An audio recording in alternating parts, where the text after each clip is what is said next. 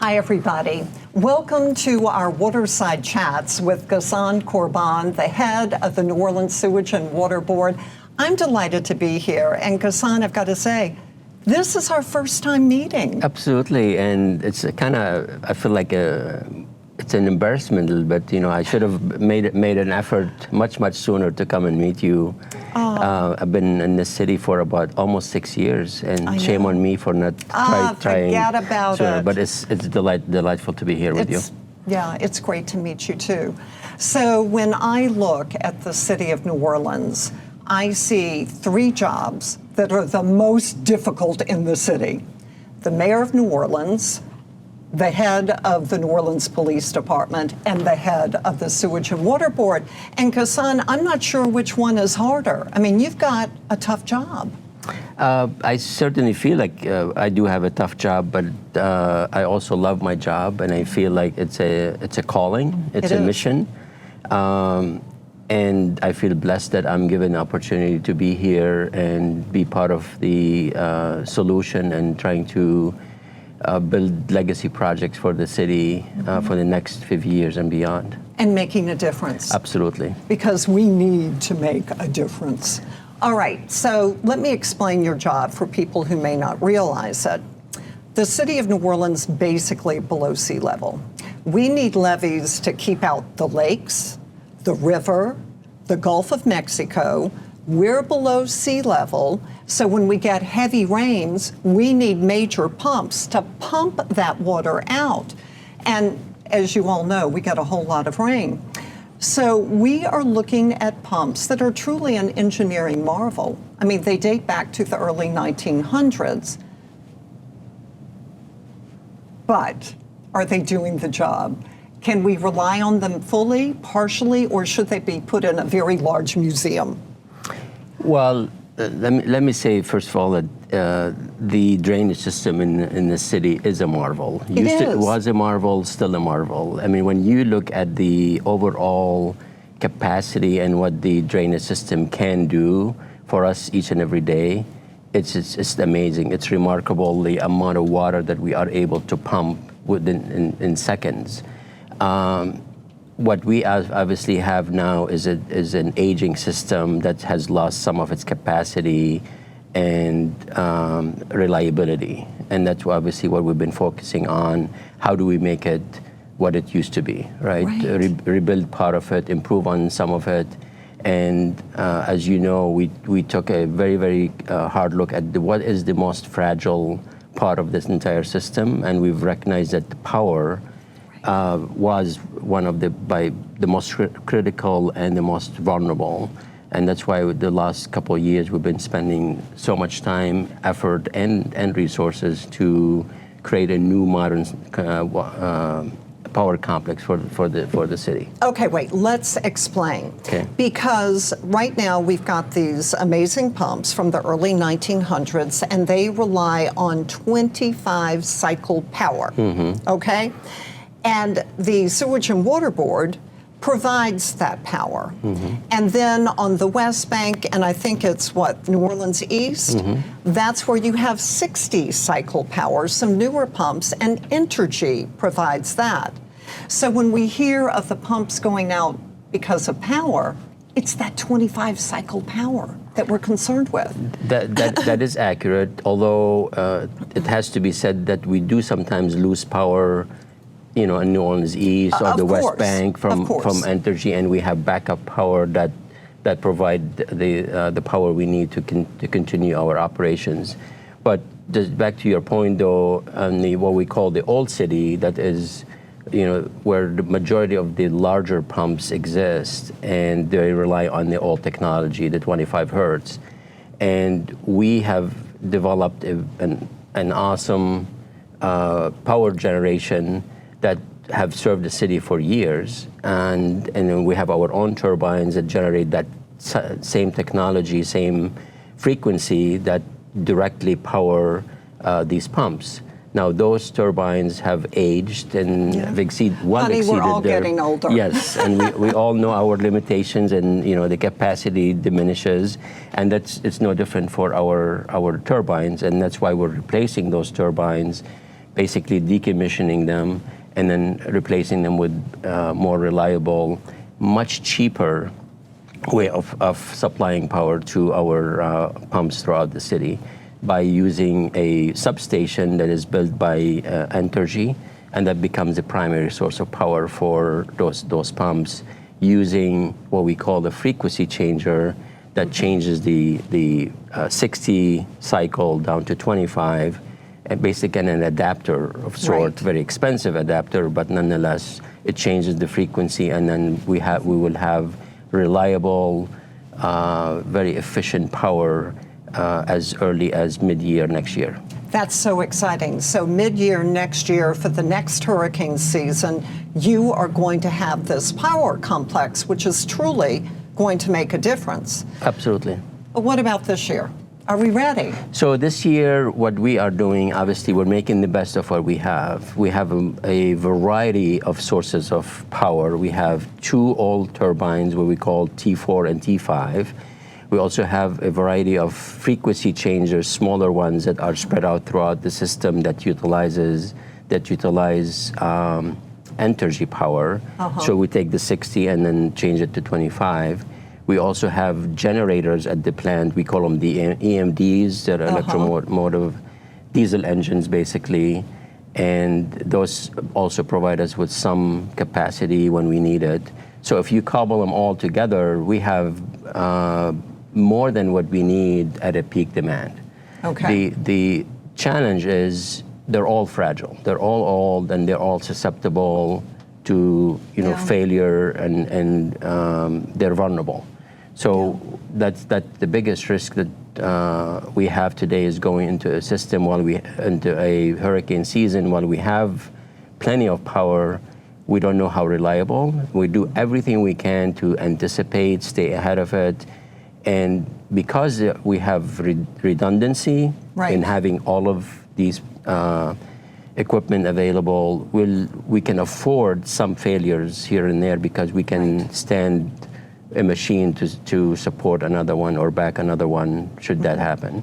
So I feel fairly confident that we are going to do as well as we can, knock on wood. Knock on Formica.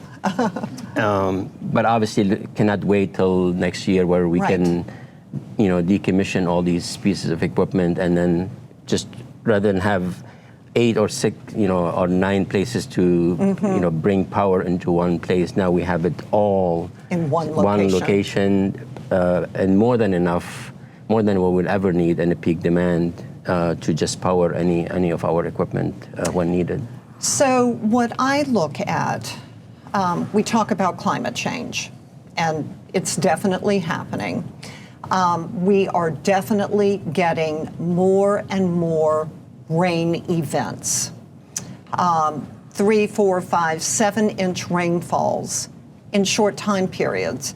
And I've got to say, anywhere in the country. Absolutely. Anywhere in the country, if you got that much rain, it would flood. And I have said that on the air many, many, many times. I am seeing an increase in these rain events. I still consider May 3rd, 1978 as a benchmark. We had 10 inches of rain in the city, and perhaps there were blockages in the canals or in the drains or whatever, but we had, 3 inches of rain, or 3 feet of rain in some of the streets. And then you look at May 8th, May 9th, 1995, 12.4 inches of rain at the airport. That was one night. I had to drive to work through it. By the way, if you follow a big truck, chances are you'll be able to get through it. That's what I learned. But then the next night, it was 10 to 15 inches of rain on the North Shore. Northeast Hancock County, 27.5 inches of rain. So imagine that much rain here. And that doesn't include hurricanes or tropical weather. Though August 13th and 14th, I can give you all kinds of stuff. 2016, 20 to 30 inches of rain. And that was from Hammond to Baton Rouge to LaPlace. I-10 and I-12 shut down. You couldn't get there. in a vehicle. You had to have a boat and then a car or a truck. You couldn't get there from here. Absolutely. It was so bad. So again, imagine that much rain here. And if you look at hurricanes, Ike, we had, it was Isidore, 20 inches of rain. A week later, we had Lily with 10 inches of rain. So you throw in tropical weather, you're going to get a whole lot of rain.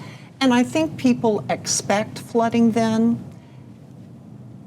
They don't want that flooding on a daily rain event. And they are seeing that. So what do you tell the people of New Orleans? So what I find interesting is that, the expectations are different when it comes to a hurricane or a tropical storm.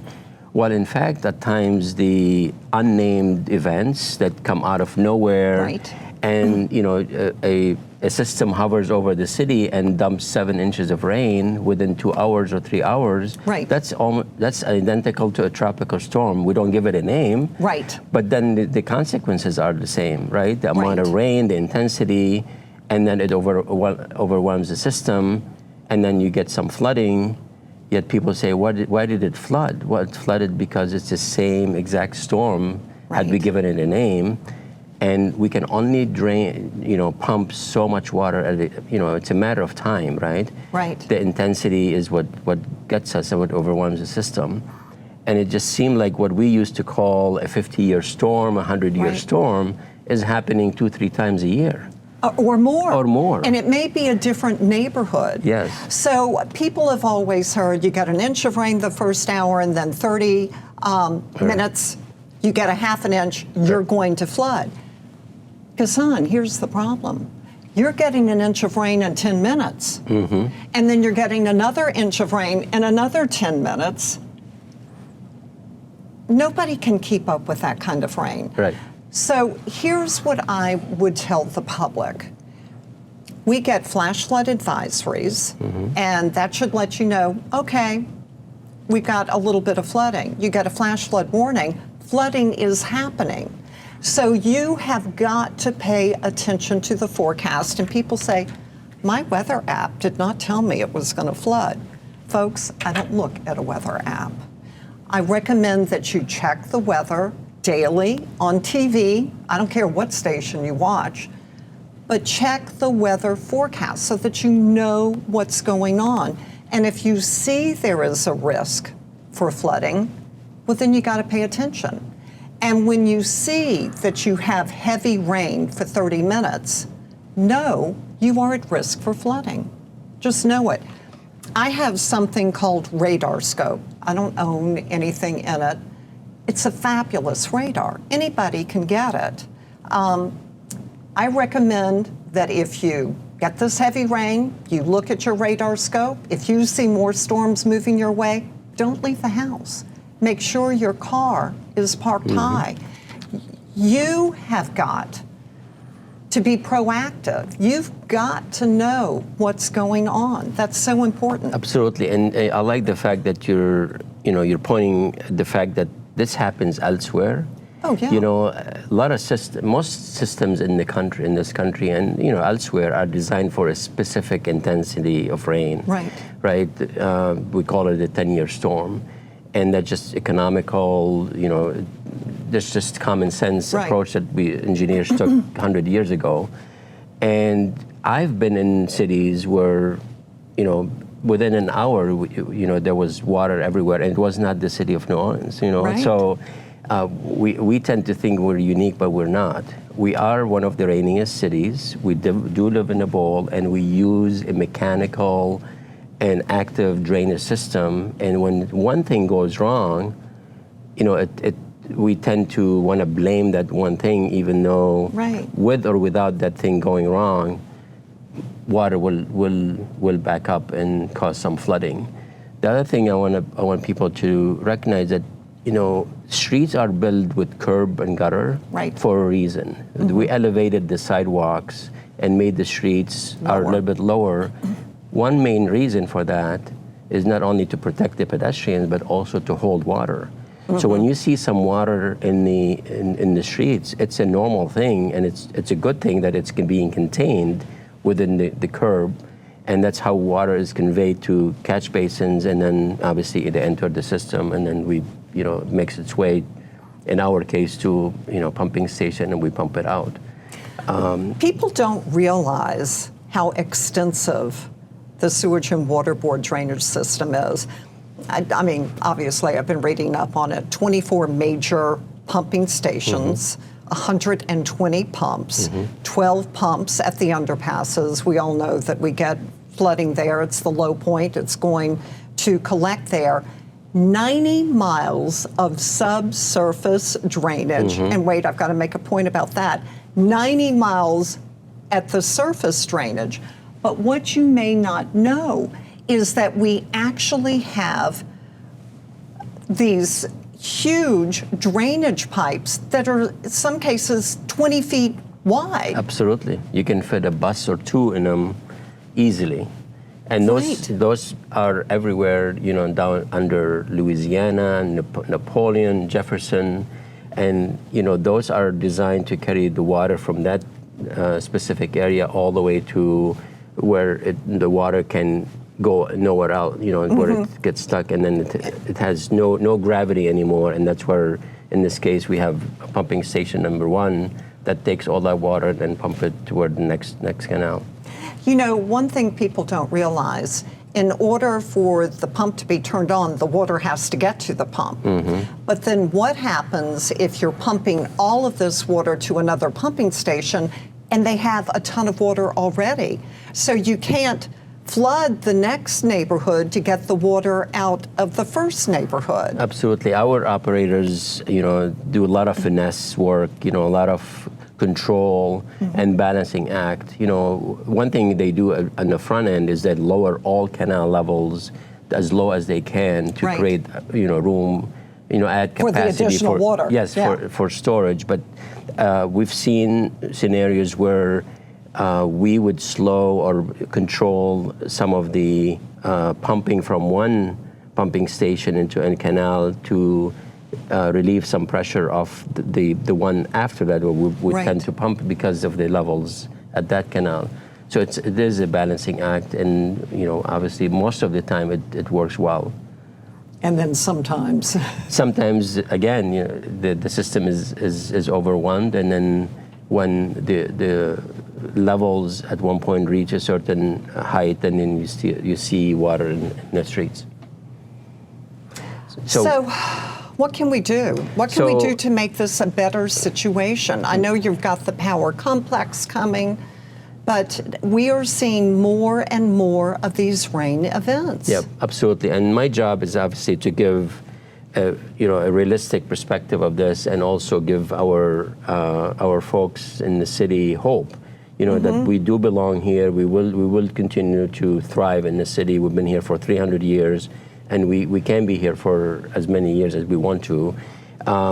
So obviously improving the current system is a must. Just maximizing the capacity of the canals by cleaning them, removing sedimentation, any obstructions. That's a minimum, thing that we can do just to kind of improve the capacity alone. Make sure that all the equipment that we have work and function durably, right? But at one point, no matter if everything is perfect, again, we've resigned to the fact that there's a storm that's going to overwhelm it. That's when you have to learn from what other folks have done elsewhere in terms of, okay, can we rely on green infrastructure and nature-based solutions to add another layer of protection to the city? This city has started this. We're on a mission in a way, between the city efforts and our efforts. We are demonstrating that you can alleviate some pressure of the gray system, the pipes and the canals, by holding water temporarily in designated spots. Like the Bayou St. John green infrastructure. That's a beautiful example. It's one of my favorite spots, and let me say a couple of things about that. It's a place where, I'm kind of proud of that project because and I want to celebrate it for multiple reasons. One, we transformed a piece of land that was basically place where people can park wherever they want to on grass. There were debris, there were trash. It was just barren. a neglected piece of property, and we transformed it into amenity. We created a destination for the neighborhood by greening it up, planting trees, and benches where you can come and enjoy a nice spot, but also it's a tool to hold water during an event temporarily. 55,000 gallons of water, which is pretty incredible. It is incredible. And we need, obviously, many, many more of Bayou St. John's throughout the city. But it's happening, It is happening. It is happening, and we want more people to recognize what we're trying to do here is building an amenity that you lose access to it for a day, maybe during a rain event, but next day it's dry. Like the Wally Pontiff Playground in Jefferson Parish, that, and also the Heights School on the West Bank. Absolutely, it's a beautiful green infrastructure project that was built on school property. Again, allowing it to drain the school, off the roof, and adjacent runoff, and it also allows the teachers to teach the school, the kids about stormwater management and what happens to water, when rain falls, what happens to rain, and how we can make it cleaner before it re-enters our natural resources like rivers and lakes. So it's awesome. One thing, just back to the Bayou St. John, one thing that we also are doing there is, which is I think is awesome, is that we create a different type of media filtration to learn what is the most efficient and most effective, and which media would create a better, cleaner quality water. Again, before we return it to nature. So we're. And have you learned anything yet? Me myself, I haven't been told what the findings are, but I know a lot of people. Sand and gravel. I mean, they created a different. I think 4 or 5 different media. That's exciting. Yeah, it is exciting. It's all documented. It's fun. It's fun. And over at Mirabeau, over in that area where they used to have a gorgeous building where the nuns lived, that's being transformed as well by the city, correct? Yeah, the city, having gained a major grant from the federal government, is building probably the largest green infrastructure project in the city. And my hope is that once those projects are complete, then we can take a step back and assess where else we need to go and mimic the same efforts, either the same scale or even larger. So one of the things people have to consider is that they can help too. Oh yeah. Absolutely. So I plant trees. I've got quite a few trees on my property. I no longer have pine trees because when a pine tree falls, it cuts like a knife. It can be destructive and deadly. I had an oak tree that was leaning towards my house and was sick. Unfortunately, that had to be removed. But since then, I have planted maybe 18 crepe myrtles. I've got the Japanese maple bloodgood, a gorgeous tree. And people may say, I can't afford to plant trees. Yes, you can. NOLA Tree Project gives away trees. Entergy is involved with that giveaway. And so fall into early spring, they are doing tree giveaways with 1 tree per family, each giveaway. And within a month, you could get 2 to 3 to maybe even 4 trees. Now, before you plant, you've got to check with Entergy and make sure that there are no power lines where you want to plant those trees. So trees absorb the water. People can do their own water garden. So at my house, it's higher in the back and lower in the front. So you can see the water flowing to the front of the yard. I have a lower area before the sidewalk, and then I've got like 4 trees across the front. So the water collects in that lower area, provides water for the trees should it get dry later, which it will. So you can have 1 week where you've got flooding, 3 to 5 to 7 inches of rain, and then the next week you've got hot weather, it's dry, and you need rainwater, right? Get a water barrel. Green Light Project, you can Google it, gives away, well, they don't give away, you can make a donation for a water barrel, and they will come and install it for you. And, I'm sorry, but rainwater is actually a little better for your plants than what comes out of the faucet. It's true. Yeah. And it's something, my grandchildren love to go fill up the watering can and water sometimes where we don't need water, but, they love to water around the garden. Now, a water barrel isn't truly going to remove much water that has fallen, but it is there when you need water, and that's a good thing. The other thing you can do, be sure you check your storm drains. Now, you just want to clear it out so that you can get that water emptying into the drain. And when I was young, a best friend's father used to take, that big top off and get in there and dig everything up. That's great compost, by the way, that you can put in your garden. I wouldn't do it. Who knows what's in there? Lots of things I probably don't want to know about. I do not recommend really lifting that grades personally, because they are very heavy, and one mistake could be very damaging. Could be, exactly. Yeah.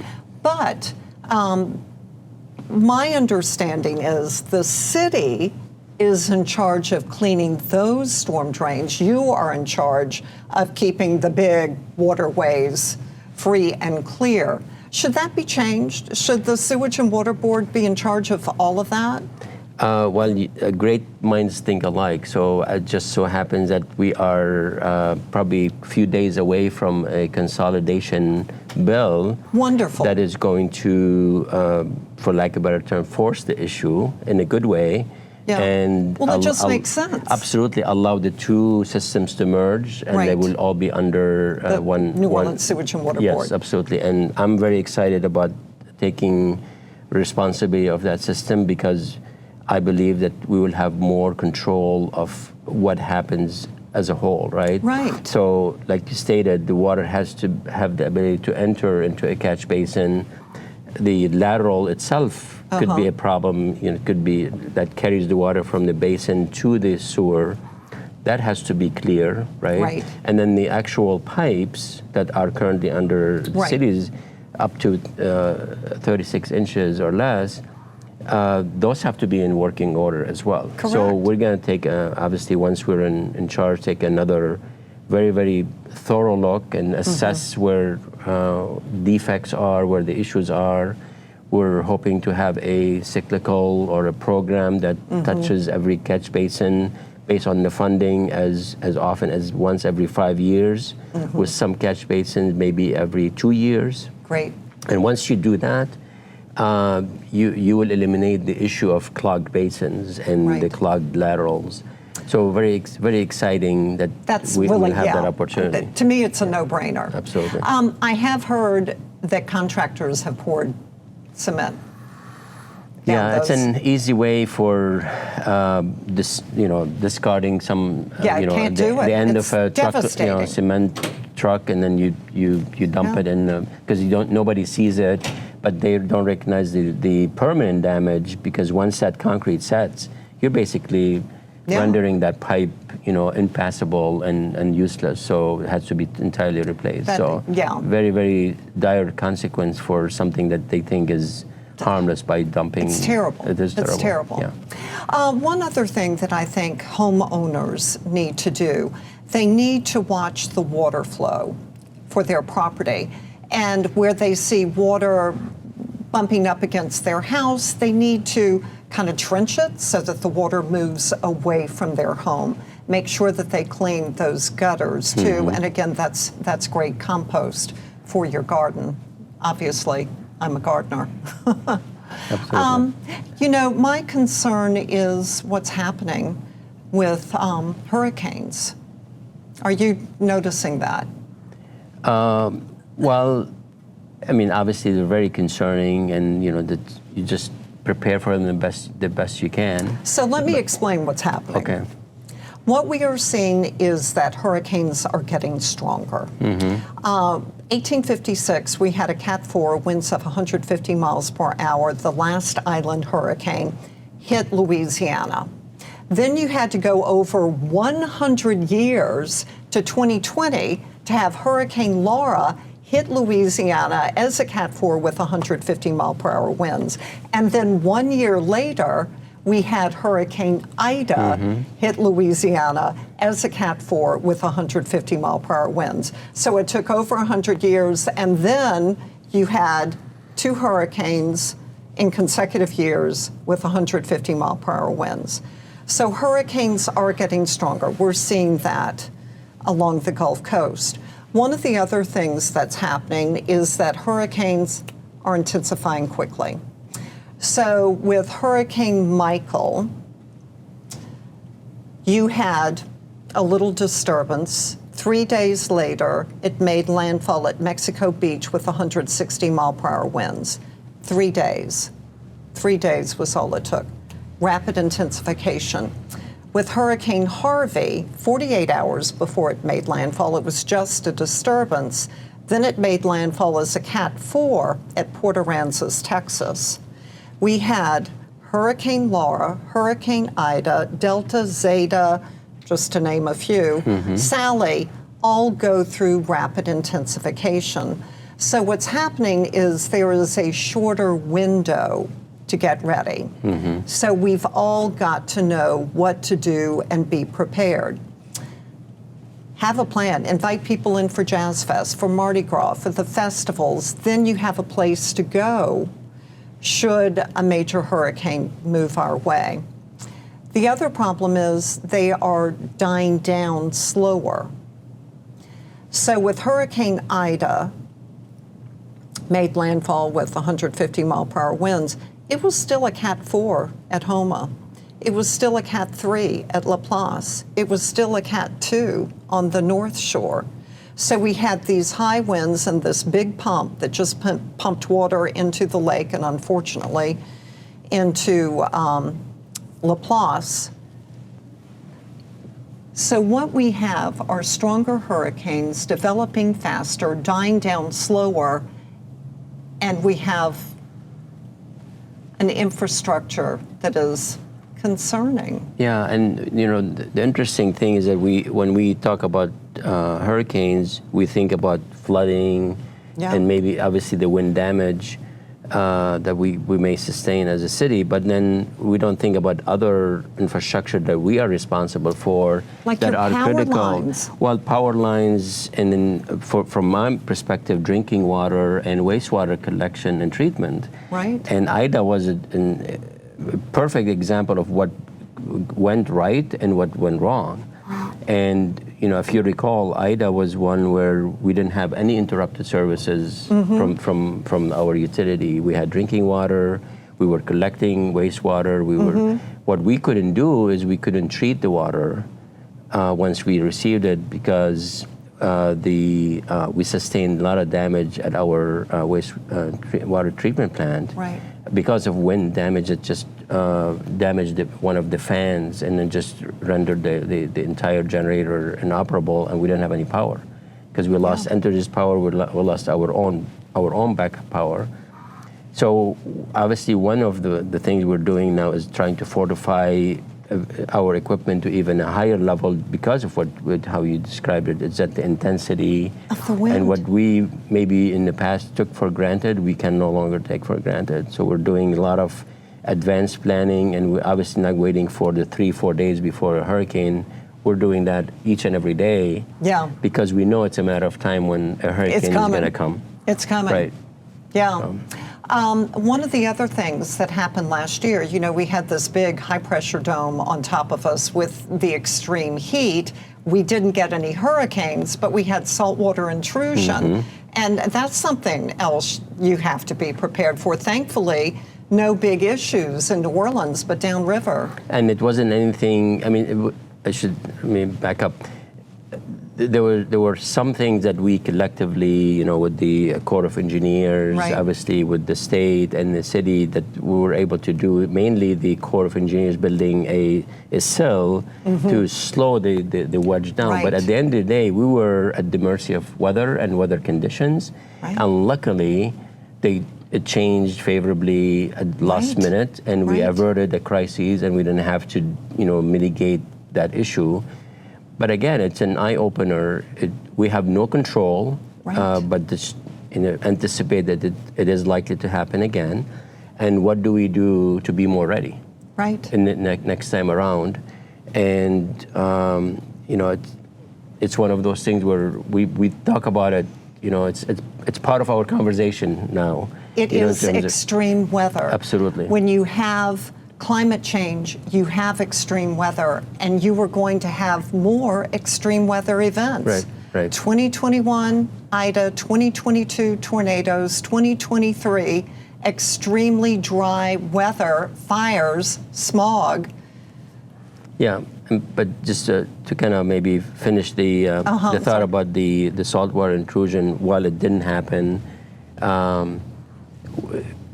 currently we're in a position where if we hear or we start appreciating that it might reoccur, we're in a much better position because we've done a lot of the studies, analysis, what needs to be done, what it takes, how much money, who our partners are, and we're also in the middle of creating a master plan for our water quality to maybe define or identify a technology that will allow us to manage some of that high level of salt in water in a routine fashion, rather than act like it's a crisis where it becomes not necessarily normal, but something we can manage without really, spending tremendous amount of money, Time, effort. and time. Yeah. So one of the complaints I hear is, and I know Steve Nelson has come in and he's kind of taking care of this problem. Sewage and Water Board will fix something, and then, 6 months later, or later than that, streets are then being repaired. What are you doing to make sure that that isn't a problem anymore? So because people really get upset about that. Absolutely, and they have the right to do it and to be upset, and they should expect better and more from us. And we are delivering a better product and at a more timely fashion. So we've recognized at one point a couple of years ago that we had a huge backlog where we've made a repair, backfilled the hole, and just kind of left it alone. And we had an arrangement with the city that they would be responsible for the restoration and they would bill us. Right. That kind of fell by the wayside. It didn't happen, and the backlog grew. So at the beginning of last year, we said, no more. This is just not acceptable. You can't drive anywhere without hitting one of our own, surface cuts, we call them. So long story short here, we identified it as a priority. We've elevated the budget levels to significantly higher than previous years. And then we basically just said, let's fix this. Right. So we started with about well over 3,000 locations at the beginning of 2023. Right. And as of today, we are less than 1,000, tracking to eliminate the entire backlog by the end of this year. Congratulations. Thank you. And with the hope that, and the will to have a 4-week period between the time we restore something and then when we repair the pavement as a normal standard operation basically for us. So that's what our city deserves, and that's what we're going to deliver. I'm glad to hear that. Yeah. I can't remember if we talked about this, because we've been talking a while. You've got employees, we did mention this, who've been there forever, and yet you want to keep their knowledge, but we need to move forward. We need to fix some of these issues that we have. So how do you keep their knowledge, inspire them, and yet make these changes that we need to make? I mean, you're spot on. I mean, we are a culture of pride, dedication, right? A lot of history. I mean, people who are have experienced Katrina can tell you, that hardens anybody. Oh, right? It does. And so my job was to celebrate and make these appreciate these characteristics in our culture and our folks, and enjoy those, because dedication and hard work and loyalty are very crucial.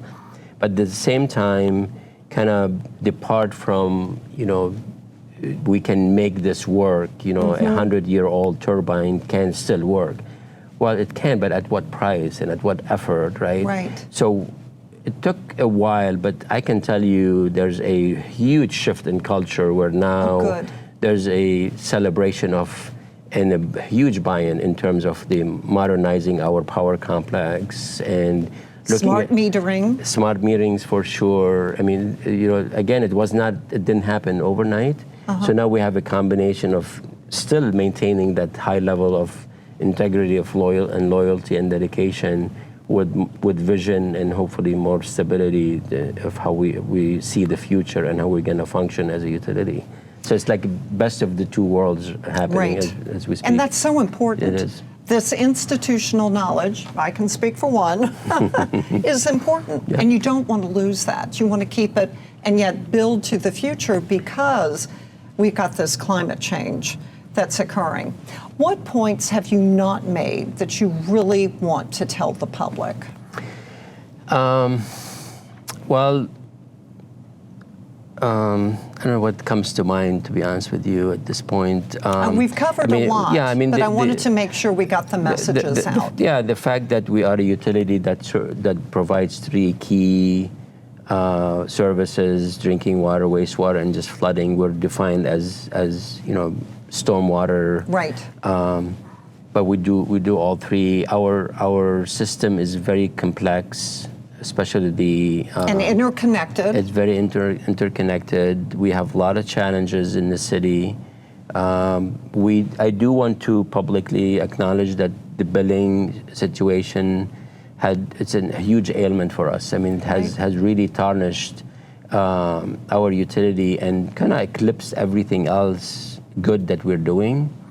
And it is my commitment and our commitment as a utility that the billing issue will be resolved. I mean, you mentioned the smart meter program. It's tracking. Obviously we've launched it. We have over 16,000 meters in the ground out of 140,000. Our hope is to have 70,000 in the ground and activated by the end of the year, with the second half being done by the end of 2025. Right. And by doing so, we are virtually eliminating need for having to estimate a bill, which typically is the source of the problems and frustrations for and I couldn't apologize enough and explain that I feel terrible for all the angst that we've created through the system, but it's a top priority for us, and we're going to do our best to totally eliminate it and then start fresh and start earning the confidence and the trust and the respect of our customers that we love. So I know someone who sold their house because of it. The bills were outrageous. Outrageous. Yeah. So hurricane season 2024 is upon us.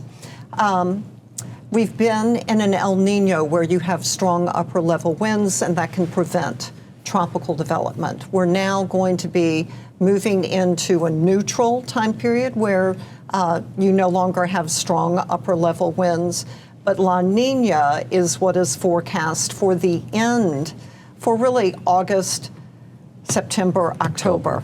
That's when we have the height of the peak of the hurricane season, and that's where we are not expecting the wind shear to tear systems apart. The Gulf of Mexico is always warm, hot, like a bathtub. And it is, along with the Atlantic Basin, running at record levels. So we have very warm Gulf and Atlantic waters. Warm water is the fuel for tropical development. But, for example, last year we had an active season, but no tropical development for us. So it takes more than having hot water. You've got to have a tropical disturbance, you've got to have a lack of wind shear, and you've got to have the warm water.